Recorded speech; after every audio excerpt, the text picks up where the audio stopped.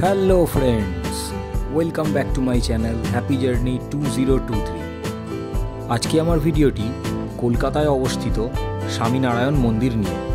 এই মন্দিরটি বিপিএস স্বামীনারায়ণ সম্প্রদায় দ্বারা নির্মিত এবং এটি ভগবান স্বামীনারায়ণের উপাসনা কেন্দ্র হিসাবে পরিচিত।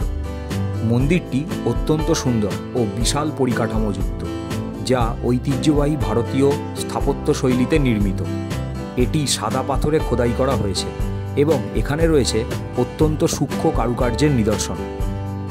বিশাল কমপ্লেক্সটিতে বেশ কয়েকটি মন্দির থাকলেও মার্বেল, বেলে পাথর এবং লাল পাথর দিয়ে তৈরি এবং লম্বা সিঁড়ি দিয়ে তৈরি দোতলা উঁচু কেন্দ্রীয় মন্দিরটি ভগবান বিষ্ণুর অবতার ভগবান স্বামীনারায়ণকে উৎসর্গ করে বানানো হয়েছে। মন্দিরের নিচের স্তরে কাঁচের বাক্সে নীলকান্ত বর্ণির একটি সোনার মূর্তি রয়েছে। স্বামীনারায়ণ মন্দিরটি খাজুরাহোর মন্দির বা দাক্ষিণাত্যের চালুক্য মন্দিরের সাথে সাদৃশ্যপূর্ণ।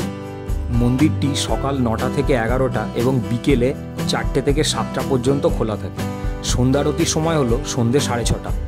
এখানে রয়েছে বিশাল বড় প্রার্থনা হল, যেখানে শাস্ত্র ও আধ্যাত্মিক শিক্ষার ক্লাস নেওয়া হয়। মন্দির প্রাঙ্গণে রয়েছে উদ্যান ও জলাশয়। এছাড়াও রয়েছে প্রসাদ বিতরণ কেন্দ্র, যেখানে ভক্তদের জন্য বিনামূল্যে প্রসাদ পরিবেশন করা হয়। স্বামীনারায়ণ মন্দির জোকা ট্রাম ডিপোর কাছাকাছি অবস্থিত। কলকাতার যে কোনো অংশ থেকে বাস, ট্যাক্সি বা ব্যক্তিগত গাড়িতে সহজেই পৌঁছানো যায়। যারা ভক্তি ও শান্তির খোঁজে আসেন তাদের জন্য এটি একটি আদর্শ স্থান।